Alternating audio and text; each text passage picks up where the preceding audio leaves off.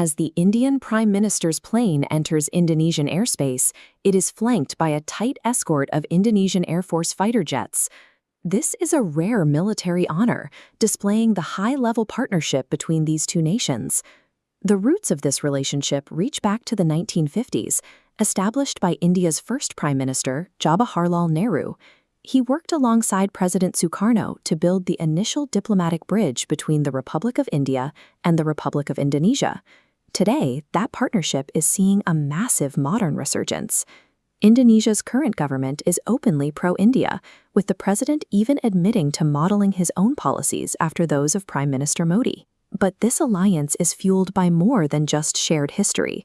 Both nations are increasingly concerned by Beijing's maritime tactics, characterized by the aggressive use of Coast Guard vessels and water cannons to dominate the South China Sea. This high-level reception in the clouds marks the beginning of a strategic military alignment, forged by two nations who feel increasingly vulnerable to China's regional ambitions. The first major pillar of this alliance is a $200 million defense deal. Indonesia is officially purchasing 2 batteries of the Indian-made BrahMos missile system. This diagram shows the scale of that purchase. Each battery consists of 4 launchers and 12 ready-to-fire missiles. By acquiring 2 batteries, Jakarta is adding 24 supersonic heavy-hitting missiles to its inventory. Choosing India as a supplier is a strategic calculation. It allows Jakarta to acquire high-tier hardware without the unpredictable technical restrictions or the threat of sudden sanctions that often accompany weapons purchased from the US or Europe. The second component of this deal is arguably more significant, the Astra air-to-air missile. While the BrahMos is a joint venture with Russia, the Astra is purely Indian technology.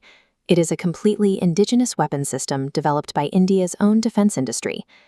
Indonesia is looking to integrate these Indian missiles into its expanding fighter fleet, including advanced jets like the Rafale, specifically to prepare its air force for potential conflict in the South China Sea.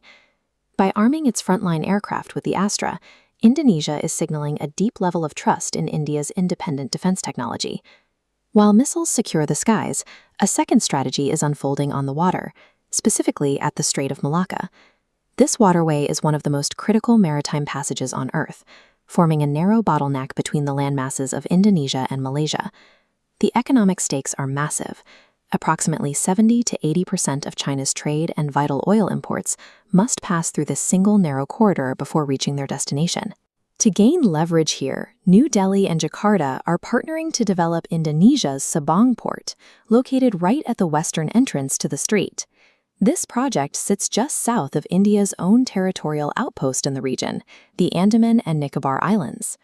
By coordinating the military reach of the Andaman Islands with the infrastructure at Sabang Port, the two nations are effectively creating a pincer. This creates a strategic gate across the mouth of the strait. In a hypothetical conflict, this positioning provides India and Indonesia with the logistical capability to intercept or block hostile shipping attempting to enter the passage. While the missile deals protect the airspace, this coordinated port strategy gives both nations a direct grip on Beijing's most vital economic trade route. These developments represent a significant shift in how India operates on the world stage. Historically, India was the world's largest importer of weapons. Today, it is emerging as a primary, trusted supplier of high-tech defense hardware to Southeast Asian nations. This deal with Indonesia, alongside similar agreements with Vietnam, is pushing India rapidly toward its target of billions in annual defense exports.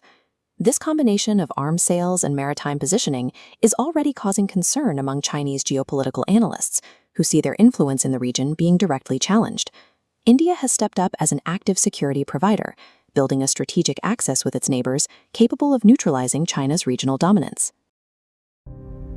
If you value clarity over chaos, explore more on Clear Lens X.